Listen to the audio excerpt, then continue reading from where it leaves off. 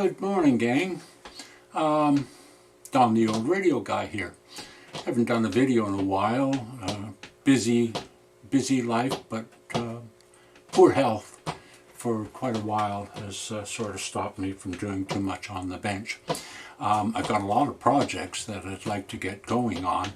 Tons, actually, that should have been done over this cold winter that we have in southern Ontario. The very snowy winter that we've had so far. At any rate, I thought I would start off with this little project that I got. It's Perpetuam Ebner, PE, 3015 changer, which has a lot of similarities to Dual, and I think in the end it was taken over by Dual. I acquired this from a young lady in a neighboring town, and she very nicely delivered it to me, and I paid a very reasonable amount of money for it. And I've never owned a PE before, and I think it's my bucket list to try and own every major brand of turntable that I haven't already been in possession of before I take the big trip. So this was a PE, and I've had my eye on them, and they're highly rated for a changer as such, quite well made. So I will show you, I've already done some work on it, and I will show you what I've done and the one big challenge I've got left on it. So hang on, and I'll reposition the camera and show you what I've done. Okay, so this be the changer, and like I say, I've already done some work, and I'll show you what I've found so far and the corrections I've made. You're not available to measure the weight of this, and I haven't actually weighed it, but it's a well-balanced cast turntable, and it's heavy. For a changer, it's really heavy. And as you can see by these, maybe you can, it has been balanced by drilling holes on there, precisely there, and there. Good indication of quality, German engineering. Oh, pardon me. So put that aside, and I'll show you what I've found so far. The very first thing I found was the, let me tighten this up a bit. All right, there is a mechanism here, and what that does is during the change cycle, it will measure if there's a 12-inch record on the platter. And what had happened is this bracket that holds this mechanism was broken, fractured right across there. So this was flopping around quite badly. And so what I did was take this apart and apply a copious amount of crazy glue, and then bolted it down, and it's now fine. The next thing I found was, when I went to set it up and play it, that the speed was consistently low. And where are we here? Okay, so this end here. Now, as in many duals, as well as they are idler driven, and as well as the stepped motor shaft that allows the gross speed change, each segment of the shaft is tapered. And when you run, let me see if I can tighten that up a bit. As you can see, when I'm running this fine tuning of the idler position, that it will run on various parts of the taper. In this case, let's go up to 33, which is the smallest part of the motor shaft. And it was running consistently slow, no matter what I could do. So what happened was that for some reason the motor pulley was out of position, and it's attached by a set screw. Let's see if I can show that a bit better. There you go. Try and get this thing positioned properly. Okay. It's held in place on the motor shaft with a set screw, and it wouldn't budge. It wouldn't budge at all. Okay. So I was afraid of breaking the grub screw. So in my wisdom, I decided to heat it up with my little heat gun, and when it was sufficiently warm, I grabbed it with my finger and thumb and promptly burnt my finger and thumb on the hot shaft. So once I smartened up a bit, I got a piece of paper towel and held it in place, and a fine screwdriver to hit the grub screw, and it released and came out. So what I had to do was set the, let's widen that up a bit, set this at 33 and set this right in the middle, and take a guess at where this motor pulley would be positioned right in the middle. And then I tightened it down and assembled it and tested it, and indeed it's running at about 33 1/3. I may have to readjust that. And so everything was working fine. I had a few other things to do. This was sticking. Took it apart, and unfortunately in doing so, there's a spring underneath here.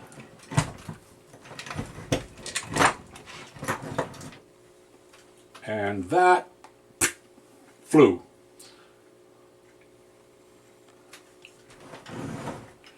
And it's lost. I don't know where it is. It's gone with the wind. I mean, it really is.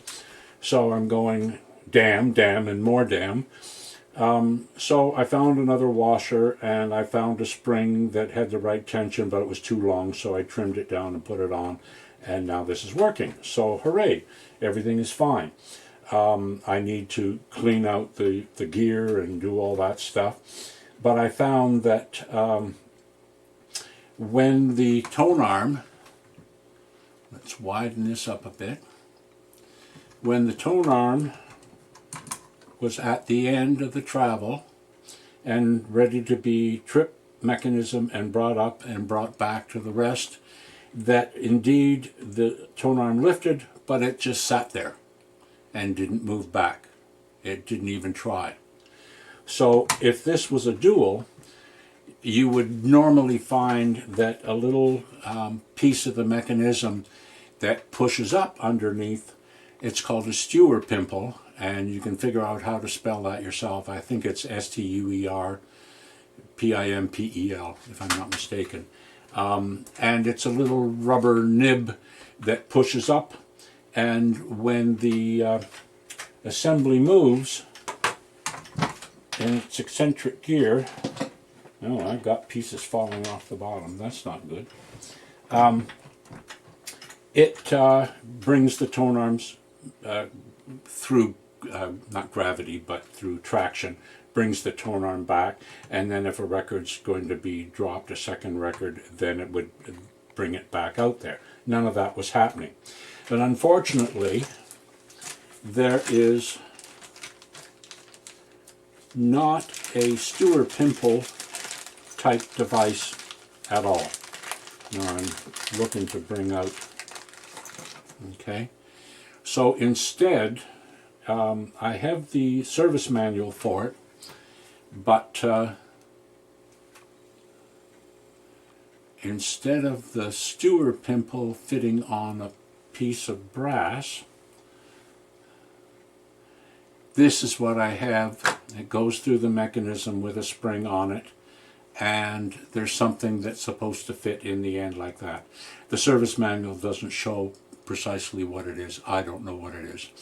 I was thinking I could grind this down and fit a stewer pimple over it, but before I make that big decision, where are we? I think I will try and create something that's at least as trackability for it, and glue it to the end and see how that works. Pardon me, I keep going out of frame. So that's where it is now. The turntable itself works exceptionally well at the moment, without the automatic return working very well. And if I can turn this over and show the back end of it, oh, there's that piece there. Widen up the shot. Okay, it's quite similar. It's got a very good 4-pole motor, which is typical of dual, and that means that the hum radiation, or the magnetic induction into a cartridge, is minimized with that, so it's quite easily handles magnetic cartridge. It came with a Shure Brothers M75 cartridge in the cartridge holder. I may upgrade that. The M75 is a good cartridge, but I'll sort of make that decision. So basically, as you can see, there is this, come on, good close. I don't know whether you can see that, but this, normally on duals, they're made out of a clear plastic, and this one happens to be a dark plastic in there, but basically it does the same thing. And this pad, friction pad, runs against this, and this is what, as you can see, if I release the tone arm, that moves back and forth. So the this runs that away. That runs in there. Get this widened again, and this brass piece will be pushed up and guide this back and forth, and that's not happening. So I've spent a few evenings thinking about it, but haven't actually gotten around to it. I've had some days where I haven't felt up to being in the shop, and I've actually had a fair number of customer units come in which sort of take priority over my own stuff. So what I'm going to do is go off camera, and I'll sit and figure out what I might be able to use as a friction pad of some kind. We'll see. I don't know whether cork would work, but I'll try whatever I can. It's going to be a long process to figure it out, but it's well worth it. I like the turntable. Like duals, it will play records of the highest quality quite safely. I'm sure that I can get tracking down with a new cartridge to 2 grams, or maybe even a little bit less. And we'll see.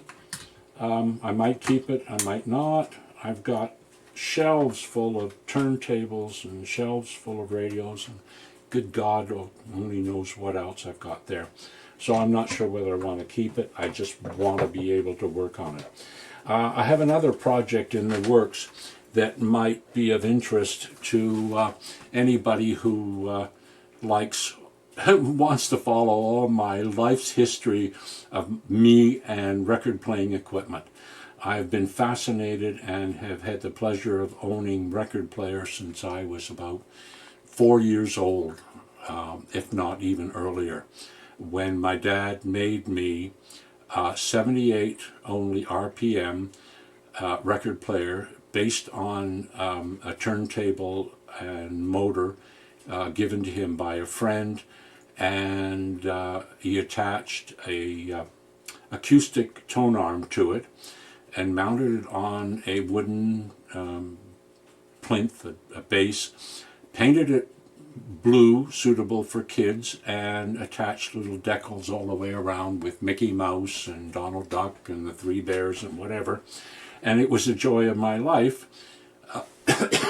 pardon me, for about, I don't know, 2 or 3 years. And I have no idea what became of it, and there's no way I can find a picture. But all the other turntables, record players, changers that I've had since then, to the best of my memory, I've documented through still pictures either of my own or what I've downloaded from the internet. So when I get a chance, I'm going to assemble that and do a voiceover and just show you my lifelong fascination with record playing equipment. Anyhow, I'll sign off for now, and then I'm going to see what I can do with this, and I'll come back when I've got this sorted out. Okay, cheers for now.